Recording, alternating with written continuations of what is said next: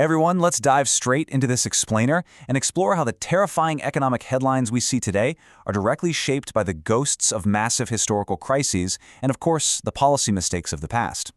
If you've been watching the news, you know that words like inflation, recession, and bailouts are literally everywhere. But to truly grasp where we are right now, we have to understand exactly where we've been.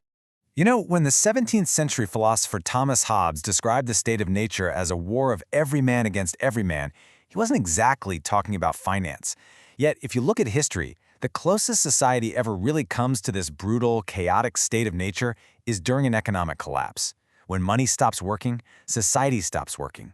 Understanding these crises isn't just an academic exercise. It is absolutely essential for figuring out how close we might be to the brink today. So, to figure out if we're just one crisis away from total collapse, we're going to look at a roadmap of the greatest economic blunders in history. Our agenda today: 1. Echoes of the Depression. 2. The politics of panic. 3. The austerity trap. 4. The stagflation nightmare. And 5. Pandemics and economic paralysis. Let's kick things off with Section 1.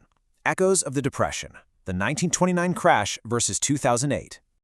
We absolutely have to start with the worst-case scenario. When you compare the 1929 crash to the 2008 financial crisis, the sheer human anxiety and the massive destruction of wealth are staggeringly similar. Think about this. In 2008, global equity collapsed by 56% in just 17 months. It dropped from $51 trillion down to $22 trillion. To put that into perspective, that loss was equivalent to about 50% of the entire global GDP. The S&P 500's decline of 54.1% is really only surpassed by the devastating 83.4% crash of 1929. Both of these events triggered massive global shocks, crashing industrial production and international trade across the board. But here is the crucial point.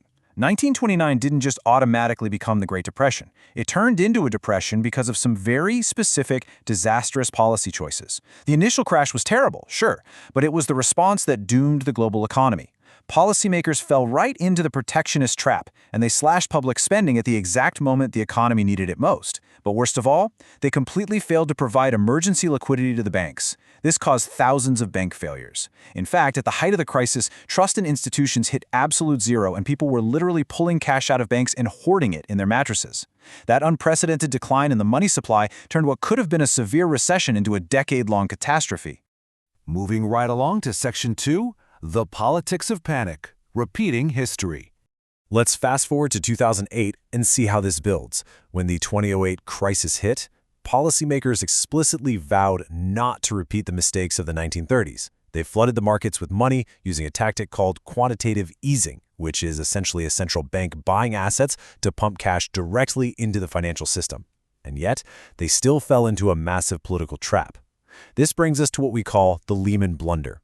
Despite knowing the lessons of the Depression, officials actually let the massive investment bank Lehman Brothers fail. Why? Partly because of legal doubts, but mostly to make a political statement. Having just bailed out Bear Stearns, politicians really wanted to show they weren't acting as a free ATM for reckless Wall Street bankers. They wanted to shield themselves from public criticism. But letting Lehman collapse became the single event that most severely threatened global financial stability. It's wild to see how history repeats itself, because that instinct to teach him a lesson in 2008 perfectly mirrored the exact same dynamic from 1933. Back then, the government refused to rescue Henry Ford's Guardian group of banks because politicians were facing severe backlash for previously bailing out the bank of former Vice President Charles Dawes. So their refusal to help Ford's banks unleashed a panic that engulfed Michigan and eventually the entire United States. In both 1933 and 2008, letting politics dominate economic analysis pushed the world right to the very edge. Which brings us to Section 3, the austerity trap, the danger of success. This right here is the ultimate historical irony. The very success in preventing a second Great Depression actually became the mother of policy failure. Because a total catastrophic collapse was avoided in 2008 and 2009, policymakers prematurely declared the emergency over. Basically, avoiding the worst-case scenario took the wind completely out of the reformers' sails. The momentum to enact deep, structural changes vanished overnight, and the willingness to keep supporting the economy completely evaporated. This led directly to what we can call the post-2008 pivot. Suddenly, a massive fear of national debt took over. In the U.S., the government shifted to austerity, eventually agreeing to $1.2 trillion in spending cuts. And over in Europe, The European Central Bank, driven by deep German memories of 1920s hyperinflation, did the unthinkable.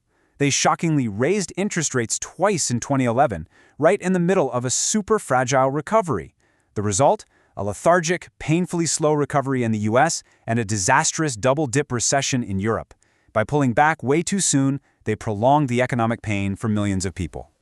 Now let's jump into Section 4, the stagflation nightmare, 1970s versus 2020s.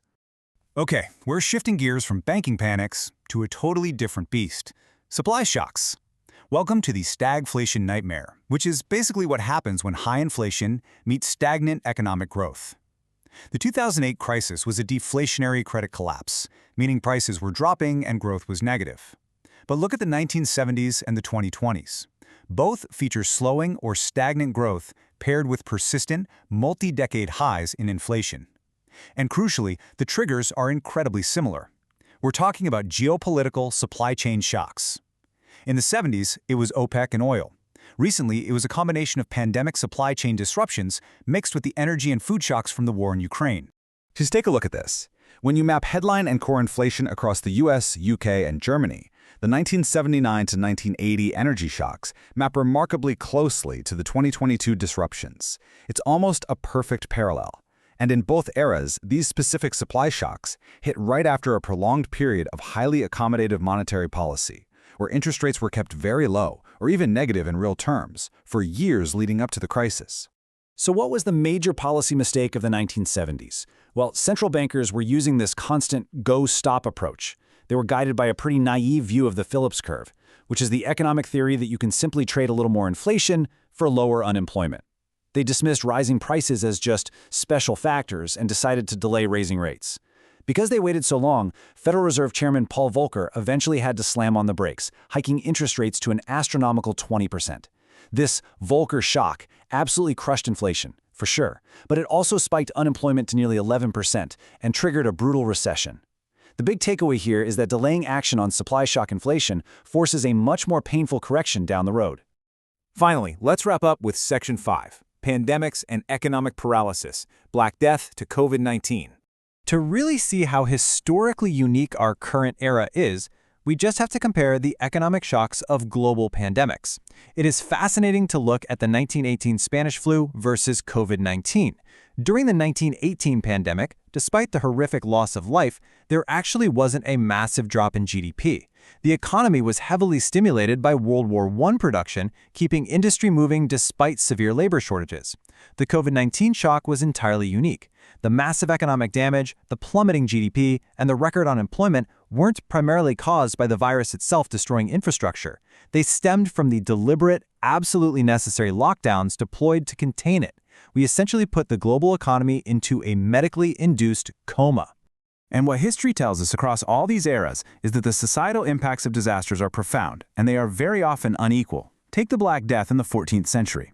Massive labor shortages actually shifted market power back to the common worker, sparking revolts and dramatically increasing wages. But more recently, we see a different pattern entirely. Disasters almost always fall heaviest on vulnerable populations. During COVID-19, researchers point out that the response often mirrored what critics called disaster capitalism. The argument is that government relief and bailouts heavily favored wealthy corporations, like the airline industry, while neglecting the working-class individuals bearing the actual brunt of the economic pause. And this dynamic poses severe, ongoing risks, particularly to emerging markets and developing economies. So, that brings us to our final question. We learned how to stop a depression, but have we learned how to survive our own cures? As we look back at the legacy of fighting inflation, deploying massive bank bailouts, and prematurely pivoting to austerity, the true lesson of macroeconomic history emerges. We really have to ask whether today's policymakers are successfully anticipating tomorrow's crises, or if they're just blindly overcorrecting the mistakes of the past. The echoes of history are incredibly loud. The question is, are we finally ready to listen to them?